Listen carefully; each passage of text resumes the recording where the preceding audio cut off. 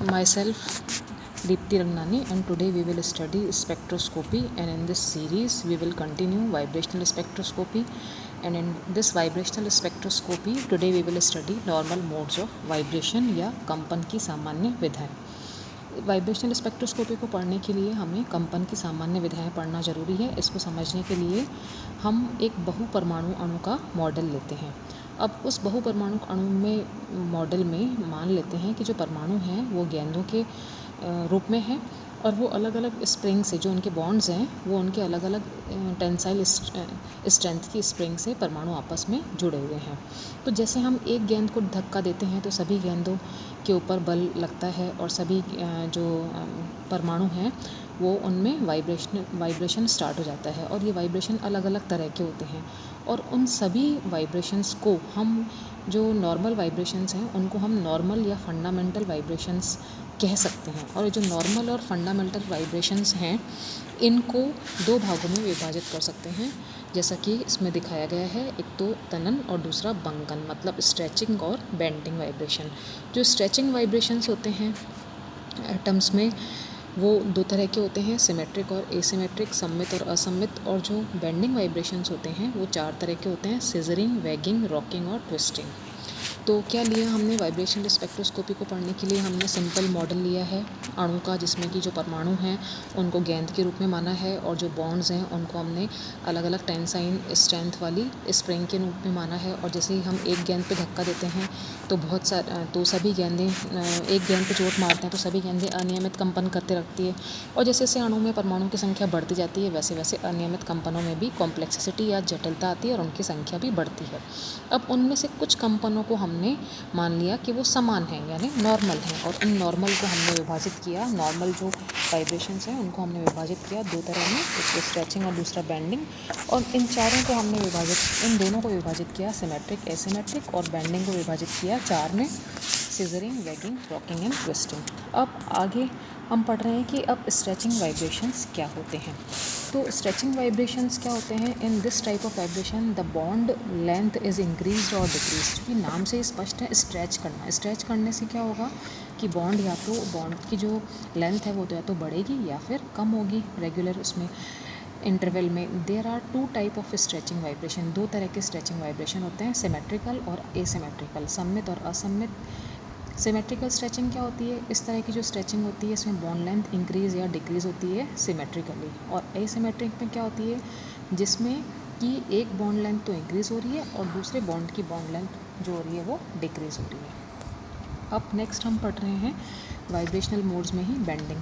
Bending vibrations क्या होते हैं कि ऐसे वाइब्रेशन जिसमें change in angle between the bonds and bond angle में चेंज होता है। चार तरह के बॉन्ड्स होते हैं। नंबर 1 वैगिंग, बॉन्ड एंगल जो चेंज हो रहे हैं वो बेंडिंग वाइब्रेशन चार तरह के होते हैं, waging, twisting, rocking and scissoring. Waging, जो कि इसमें से जो रॉकिंग और सिजरिंग है वो उसमें एक ही तल में होते हैं, और जो वैगिंग और ट्विस्टिंग होते हैं वो तल के बाहर हो सकते हैं। रॉकिंग वाइब्रेशंस क्या होते हैं? इसमें जो कंपन करने वाला अणु होता है वो एक ही तल में ऊपर नीचे झूलता है। इन कंपनों में बंदों के बंद कोण अपरिवर्तित रहते हैं और ये रॉकिंग कुर्सी की तरह कंपनों में समान होते हैं। सिजरिंग, जिसमें कि परमाणु कैंची के फलकों के समान गति करते हैं। इन कंपनों में एक केंद्रीय परमाणु से जुड़े दो परमाणु एक दूसरे की ओर और दूसरे से दूर जाते हैं। इसमें बॉन्ड एंगल चेंज होता है। तल के बाहर जो कंपन होते हैं वो होते हैं वैगिंग और ट्विस्टिंग। वैगिंग में कंपन करने वाला जो अणु है वो तल के आगे, ऊपर और नीचे झूलता है।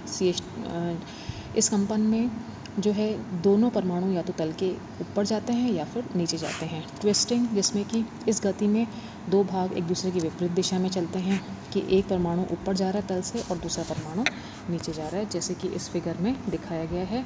इस फिगर में फर्स्ट जो है वो सिमेट्रिक और एसिमेट्रिक वाइब्रेशंस दिखाए गए हैं। सिमेट्रिक और एसिमेट्रिक वाइब्रेशंस में जैसे कि दिखाया गया है चित्र में कि बॉन्ड लेंथ परिवर्तित हो रही है, तो सिमेट्रिक में ये दिखाया गया है कि दोनों बॉन्ड लेंथ या तो एक साथ बढ़ती हैं या फिर कम होती है। और एसिमेट्रिक स्ट्रेचिंग में एक बॉन्ड लेंथ बढ़ेगी तो दूसरी बॉन्ड लेंथ कम होगी। इसी तरह से जो बेंडिंग वाइब्रेशंस होते हैं, बेंडिंग वाइब्रेशंस, उसमें चार प्रकार इसमें दिखाए गए हैं। रॉकिंग जो है वो एक ही तल में हो रहा है, एक ही तल में जो दोनों एटम्स हैं वो एक ही तल में एक तरफ जा रहे हैं, दूसरी बार दूसरी तरफ जा रहे हैं। सीजरिंग में ये भी एक ही तल में है, लेकिन इसमें बॉन्ड एंगल चेंज हो रहा है। दोनों कैंची की फलकों की तरह एक बार अंदर आएंगे दोनों एटम्स और दूसरी बार बाहर जाएंगे। वैगिंग और ट्विस्टिंग में प्लस और माइनस के निशान दिखाए गए हैं। वैगिंग में जो है दोनों या तो प्लेन के एक बार दोनों ऊपर आ रहे हैं, एक बार नीचे जा रहे हैं, और ट्विस्टिंग में एक जो परमाणु है जो बॉन्ड से बना हुआ वो एक बॉन्ड ऊपर आ रहा है प्लेन के, एक बॉन्ड नीचे आ रहा है। तो इस तरह से जो है स्ट्रेचिंग और बेंडिंग वाइब्रेशंस आज हमने। इसके अलावा एक और वाइब्रेशंस होते हैं ब्रीथिंग वाइब्रेशंस, जो कि बंद श्रृंखला में होते हैं।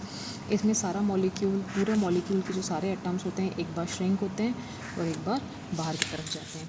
तो इस तरह से जो वाइब्रेशनल स्पेक्ट्रोस्कोपी है उसमें जो मॉलिक्यूल है उसमें जो एटम्स पाए जाते हैं, वो जो एटम्स हैं उनके स्ट्रेचिंग और बेंडिंग वाइब्रेशंस के फलस्वरूप एनर्जी एब्जॉर्ब होती है, जो कि हमें स्पेक्ट्रम में दिखाई देती है।